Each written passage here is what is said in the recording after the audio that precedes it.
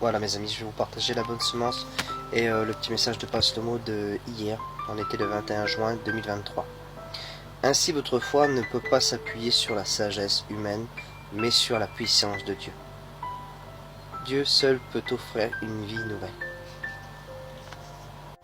Et voilà la bonne semence de hier. Alors, j'ai appris à être content dans les situations où je me trouve.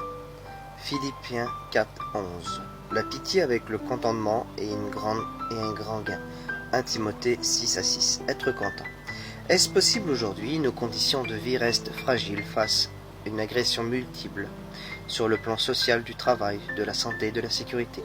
Le mécontentement n'est jamais loin et les promesses les plus favorisées n'échappent pas à l'insatisfaction.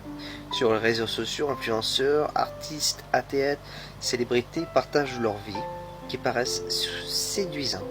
Et nous voilà tristes et mécontents de la nôtre. L'apôtre Paul, emprisonné pour sa foi à Rome sous le cruel Néron, affirme qu'il est content de cette situation, qu'elle contrastait dans sa lettre aux chrétiens de Philippiens.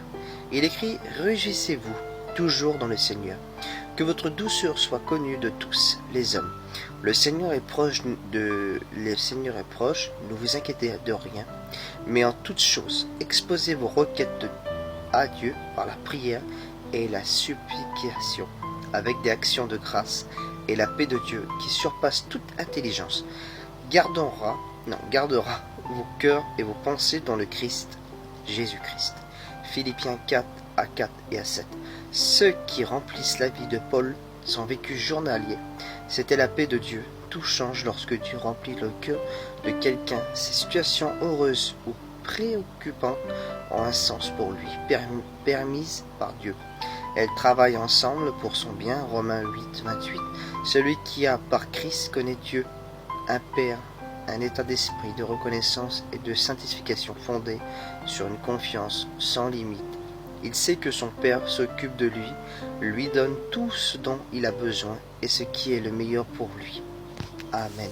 Gloire à Dieu. Que le Seigneur vous bénisse, mes amis.